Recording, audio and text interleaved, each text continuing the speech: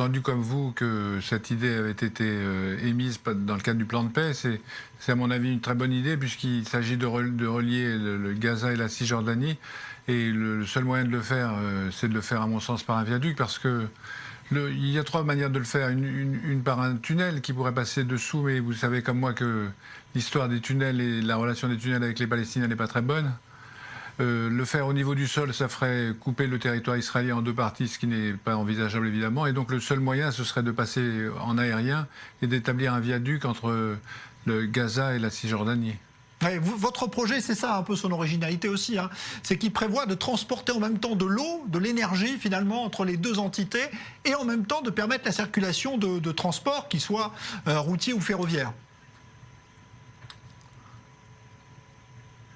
Oui, on avait envisagé la liaison sur deux niveaux. Un niveau haut où on prendrait de l'eau dans la Méditerranée, qu'on désalinerait et qu'on enverrait dans la mer Morte.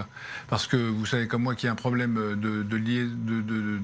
d'eau dans la mer Morte et qu'il serait temps de revoir ce problème également puisque le niveau de la mer Morte descend. Donc c'était un double propos, un propos à la fois un viaduc, un aqueduc et en même temps un viaduc puisque dans la partie centrale, on imaginait faire transporter mettre des transports en commun. Vous voyez sur les images, il s'agit de deux niveaux de liaison, un niveau intermédiaire dans lequel il y a la structure, à l'intérieur de laquelle il pourrait y avoir des voitures ou des trains, et puis dans la partie supérieure de l'eau. Donc le service serait rendu à la fois à Israël parce qu'il y a un problème d'eau dans la mer Morte et en même temps aux Palestiniens puisqu'on relierait comme ça les deux entités palestiniennes. Alors aujourd'hui, l'entourage du bureau du Premier ministre israélien a fait savoir qu'il n'était pas favorable à cette solution d'un pont qui traverserait Israël parce qu'il y a des contraintes sécuritaires. Est-ce que vous avez pensé, vous, dans votre projet, justement à ces contraintes sécuritaires qui font qu'Israël, évidemment, voudra des garanties avant d'autoriser un tel passage? Évidemment, il faut protéger Israël de toute action qui pourrait avoir lieu à partir de cette superstructure. Mais ça, c'est facile à envisager. Il faut mettre un système de protection latérale ou mécanique ou électronique. Mais je pense que la question de fond, c'est comment relier, comment les deux familles palestiniennes, celle de Cisjordanie et de Gaza, peuvent peut-être reliées. On n'imagine pas qu'à très long terme, Gaza reste fermée sur elle-même de la sorte. Et je pense que Israël serait plus en sécurité si les Gaza et la Cisjordanie, si les Palestiniens pouvaient être en liaison permanente. Dans le cadre de la situation actuelle, est-ce que vous sentez un changement de mentalité? Parce que ça fait plusieurs années que votre projet est prêt. Il y a quelques années, peut-être, on vous a dit c'est de l'utopie totale. Est-ce qu'aujourd'hui, vous sentez une évolution plus favorable?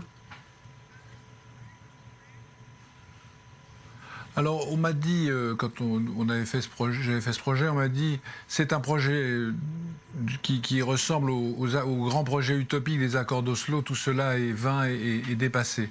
Mais soudain, le gendre de M. Trump a proposé cette liaison et je ne sais pas comment nos idées se sont croisées. Je pense que ça veut dire que cette idée peut ressurgir aujourd'hui. Et est-ce qu'elle a un avenir brillant, assuré mécaniquement dans un avenir proche? Je ne le crois pas moi-même, mais il faut bien penser cet avenir de liaison entre les deux parties de Gaza et de la Cisjordanie. Vous avez imaginé... Et puis nous réalisons des ponts et des infrastructures. Oui, c'est votre métier. Dans le monde, c'est tout à fait raisonnable de l'imaginer ici. Combien de kilomètres? On est en train de faire actuellement un projet autoroutier. Allez-y. Un projet autoroutier à Shenzhen, au nord de Hong Kong. On fait un projet de 43 km de long en pleine ville. Donc les Chinois peuvent le faire en pleine urbanité. Là, il s'agit de traverser des parties quasiment désertiques. C'est pas du tout difficile de l'envisager. Oui, c'est ça. Il faut évidemment des moyens et une envie politique. Ouais, vous avez imaginé un tracé dans des endroits justement où il n'y a pas beaucoup de zones urbaines israéliennes qui seraient traversées pour éviter tous les problèmes que ça pourrait occasionner. Évidemment, le tracé exact n'est pas défini, ou en tout cas pas définitif, mais si on arrivait à rendre ce double service, un service à Israël pour cette question de la mer Morte, qui me paraît être un problème écologique majeur, et si on arrivait à faire un lien entre les deux parties palestiniennes, je crois que les deux parties seraient gagnantes et on pourrait trouver une solution de tracé assez facilement. Vous avez eu des contacts récents ou pas avec l'administration israélienne? Est-ce que des Israéliens vous en parlent aussi de ce projet ou pas du tout? Ils m'en ont parlé lorsqu'on avait émis cette hypothèse il y a quelques années. Depuis lors, y compris les partisans de la paix,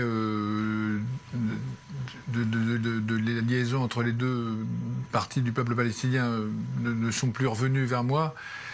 C'est créer du lien, créer une liaison. Vous savez, moi je construis des ponts un peu partout.